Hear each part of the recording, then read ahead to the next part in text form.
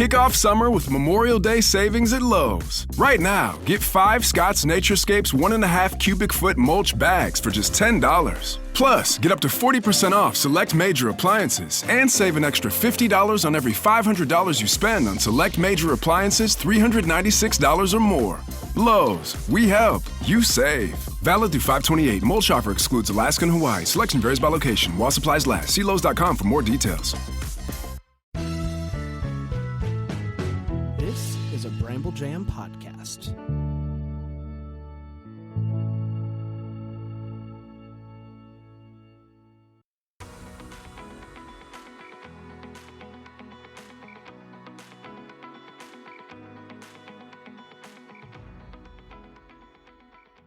Welcome to Girls Gone Hallmark, a Hallmark review podcast. I'm Megan, and I'm a longtime Hallmark fan. I'm Wendy. I'm a former Hallmark hater.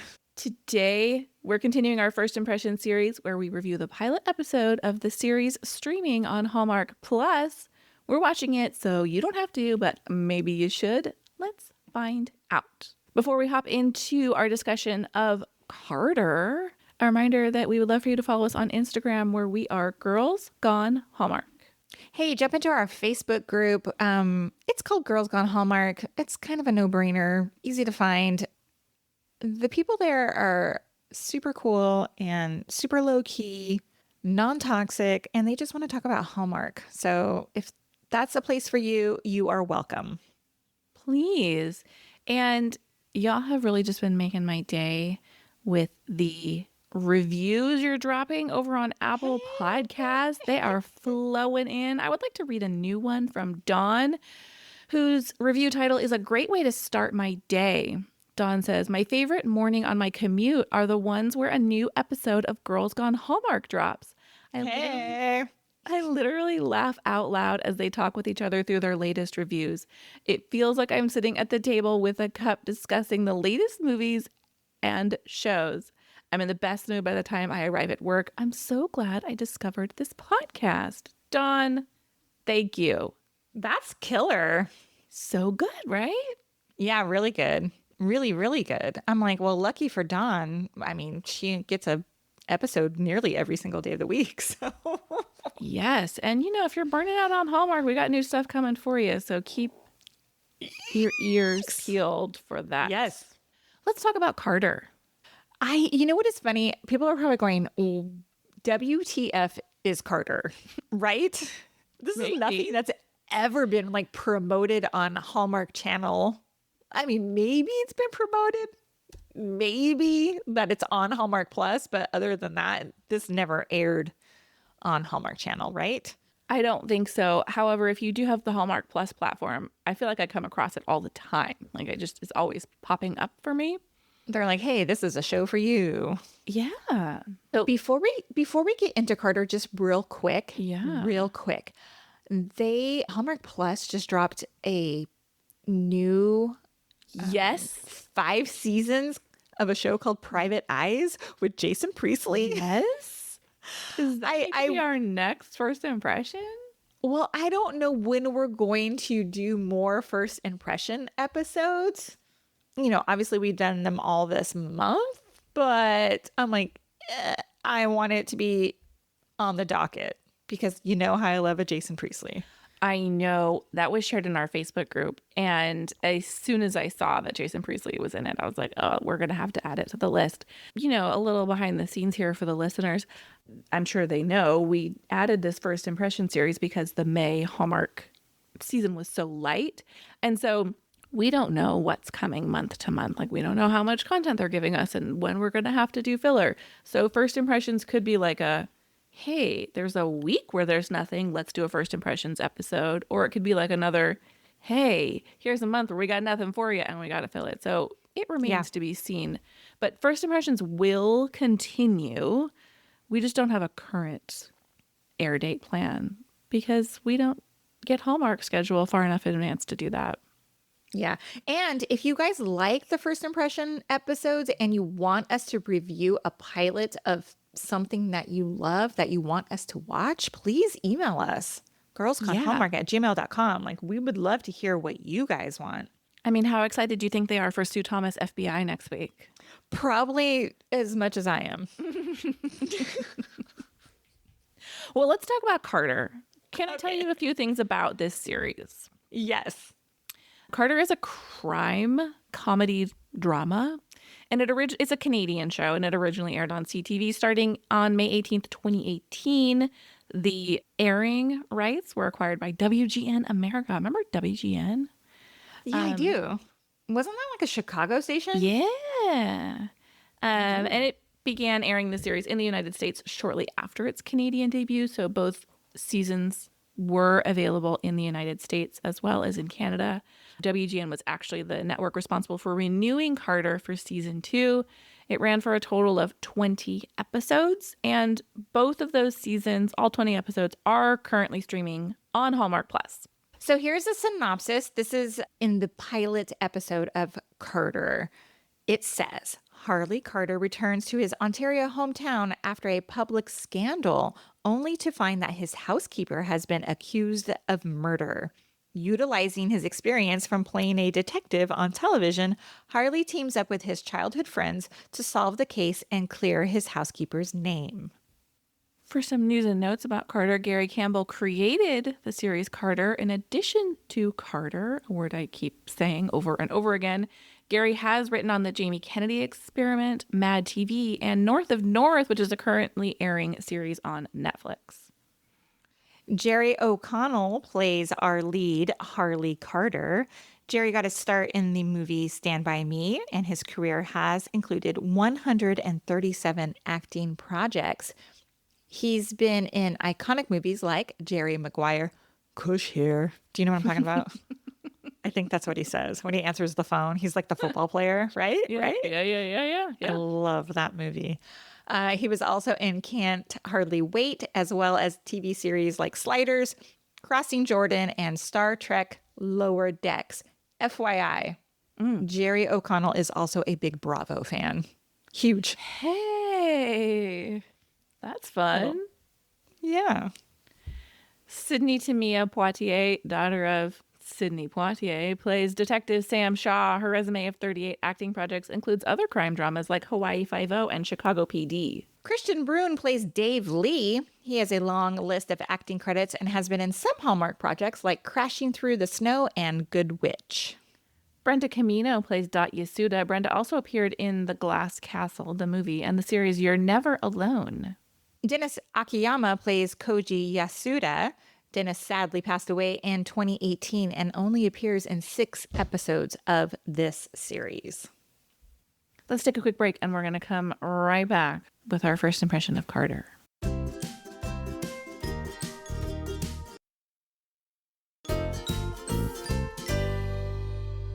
All right, Wendy, let's talk. What's your first take on this series, having watched the pilot? Well, I thought okay, hear me out for a second. I thought the pilot episode overall was okay.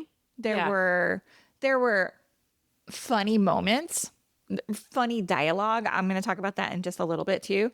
I wasn't especially interested in the mystery that they were trying to solve. No. Like I wasn't like invested, but there were elements throughout the episode that kept me interested. I wasn't like bored by any means. But what got me was the last freaking 90 seconds of this show where he's looking at a murder board in his house about his missing mother. Yes. I was like, okay, now I'm intrigued. I agree. I loved that little hint at what's to come and his perhaps motivation for wanting to take on this consulting job with the police. Mm-hmm. I, like you, agree that I wasn't super invested in the mystery. However, I was very interested in the character of Harley Carter himself, and Same. I really wanted more about him. So other than that first video, which, by the way, I gotta say, I did love the opening TMZ style video. Same. Especially after last week's When Calls the Heart. It's not a knock on When Calls the Heart. I was just primed for something edgier and snappier. And so I was like, yes, this is fun. Give it to me. And I love like celebrity drama like that anyway. But Other than that, and then there's a little bit of a discussion he has with his friends about how he found his wife with another man. There's not a whole lot discussed about his actual life drama. Brooke Nevin does go on to play his wife in 2 episodes of this series. And so it does seem like there's some closure coming, but it also feels like a very loose end that's dangling here. And I want to know more about that, how we're going to wrap that up. I know the story is like Harley and his new life as a police consultant. I get that. But I'm like, ooh, tell me more about the drama in your life. Like, let's meet your wife. What happened there? What's going on with your mom? Like, I'm so interested in all these other things that are happening. Than the mystery that they give us, right? Yeah, but that stuff is always going to be secondary. Like, CSI is not the Law and Order SVU. Like, people are tuning in for the 2 main characters whose names I do not know, but Mariska Hargitay and the other dude.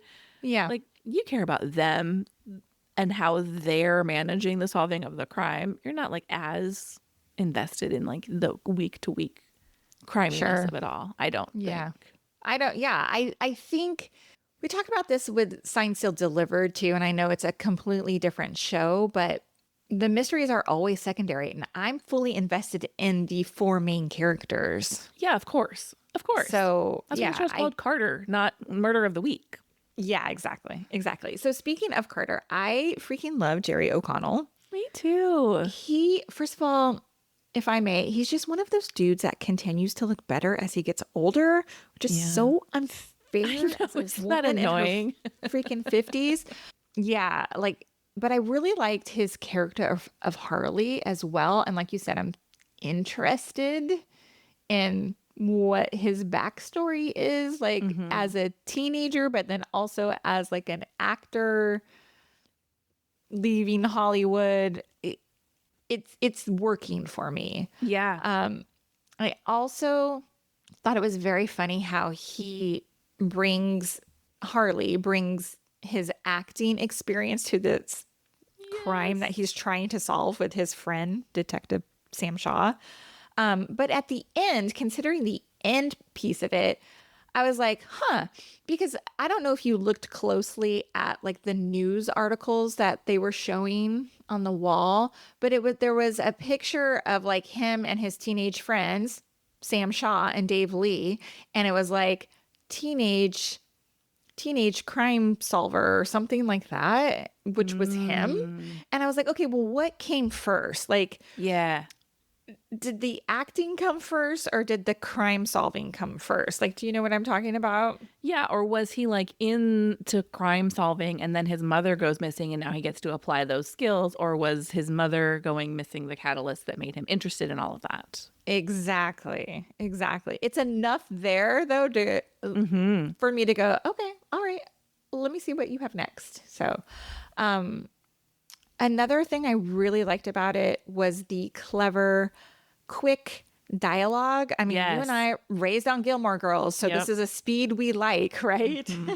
I really enjoyed that. And then I really enjoyed some meta moments where like Harley would say, well, this is where a commercial break would go. Or this is did you hear that? That's the music that's playing. Or I thought that was very clever and funny. Yeah. I liked it a lot.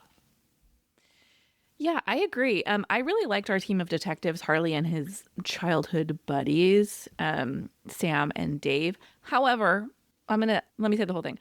I find it super implausible that the chief actually offers him a consulting job of course. However, as a viewer, that's easier to accept than someone who just bumbles their way into helping solve crimes that just happens to be crime adjacent all the time, like Hannah Swenson. And it's very similar to the show High Potential, which I know you have seen and liked, where this like super smart woman is offered this police consulting job, even as she was a housekeeper in the police department and happened to like accidentally solve a crime. And they're like, here, come work with us. I mean, of course that's not going to happen, but it gives us a way to get these people in and working in a logical way. So I'm willing to let it go. It's so funny that you bring up that show. What's it called again? High Potential. Yeah. I was trying to think, I'm like, what is this show comparable to? Because I wanted to tell listeners who are not familiar with Carter, like, what is this show comparable to? And so I did a Google search. Actually, I asked Chat GPT. Yeah. And it said that Psych, the show Psych, was Yes. a comparable equivalent. And I actually think High Potential is an equivalent to it as well. I do too. So if you like those kind of shows, like this is that kind of show. And in High Potential, she has the same ulterior motivation where she's looking for the father of her eldest child. Like that person has gone missing and she believes there's more to that story. So they both have this external motivation to their detective work. Right. All right. Anything else before we move on to the Hallmark test? Nope. All right. Well, let's talk. Is it giving Hallmark? Look, I think there are some minor elements that we see repeated in like a Hallmark mystery here. But for me, mostly this is not passing the Hallmark test. That's not a negative. There are questions about Harley and Sam hooking up drunk at a holiday party that obviously we wouldn't see in our standard Hallmark fare. Harley uses the line tiny little hate crime to describe a lawn jockey, which A, I thought was hilarious, and B, like casual racism is not called out super blatantly in Hallmark either. Yeah, I caught that. So I just think it's edgier than your standard Hallmark fare. That said, I don't think it's offensive in any way. It's certainly not like premium cable offensive. You know what I mean? Like we live in a world of streaming. So when I think of like anything goes on streaming now, but when I think back to my younger years, like it's not an HBO level show. No. It's like a basic cable level programming. Exactly. Of things they can get away with. Exactly. I thought in terms of the Hallmark test, I was like, okay, yes, there's elements. We have like a small town setting and we have this protagonist who returns home to like rediscover himself or whatever, right? But like you said, like there were some little moments, like there was some edgier dialogue that at one point he says something about like sleeping with Lucy Liu. And I was like, they would never, ever say that on Hallmark. So, but I wanted to be clear. Like, I'm not like grabbing my pearls. Like, no, oh me my either. God. No. This was so mild on so many levels. I think it's highly enjoyable. Nobody is going to be offended by anything. Agree. All right, let's talk about the cast. Okay. I was enjoying Harley and Sam, their characters, but it was the addition of Dave that took it to the next level for me.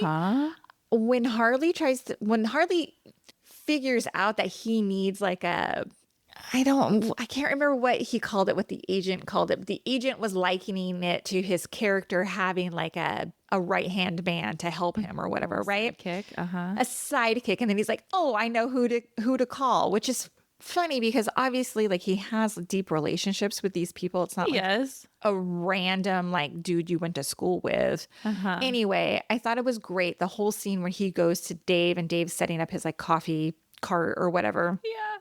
Whole scene. So good. So funny. Well, and I love the backstory about how he had like co-opted Dave's character to use in his show. Totally. So funny. I am glad you brought up Dave, Christian Brune. He's given me real Dan DeYager vibes. Oh, yeah. Yeah. Who is an actor who I really enjoy on screen. And I was getting the same like, oh yeah, I really like this like buddy sidekick role for him. I think the three of them are really well balanced out. Agree. And by that, I mean Dave and Harley and Sam. I really like the three of them together. With the exception of Jerry O'Connell, this cast was all new to me. And I thought it was a good mix. I'm a big fan of our sassy Yasuda. Oh, same. However, I'm preemptively sad that we are going to have to deal with the loss of Dennis Akiyama as Koji Yasuda. If you look at the IMDb, Dot is in 13 episodes and Dennis is in 6.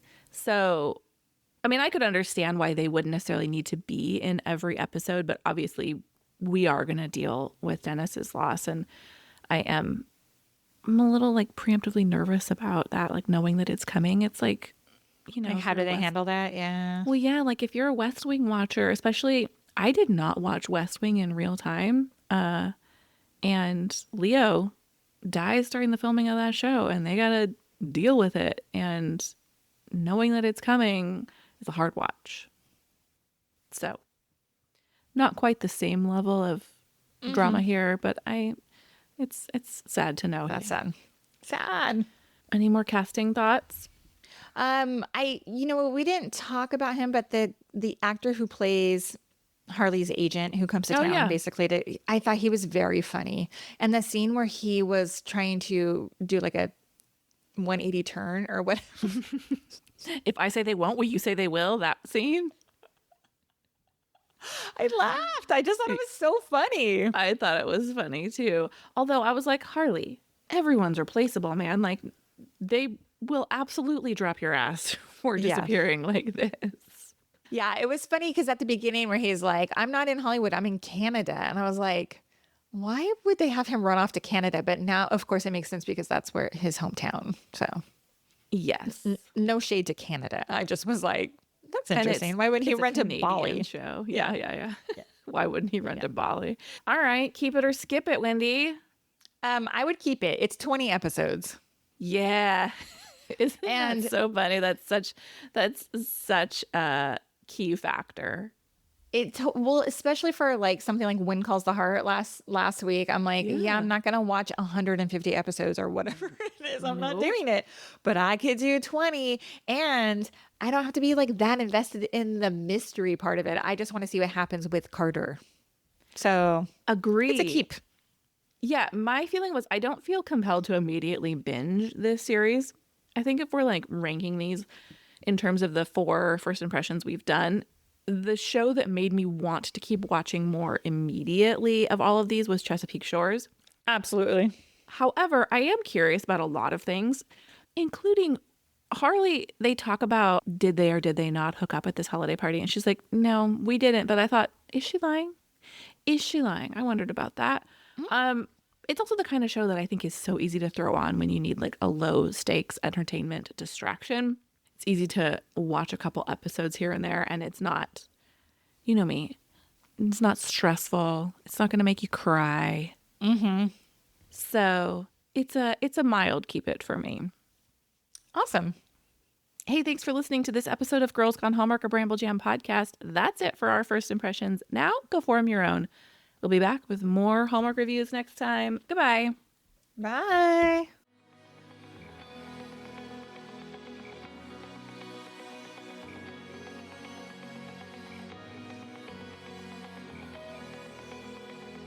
All right, friends, before we go, just a quick heads up. You're about to hear some ads. These little gems help us keep the show running and the Hallmark love flowing. So do with that info what you will. Grab a snack, hit the skip button, or maybe, just maybe, listen in and discover your new favorite product. Bye.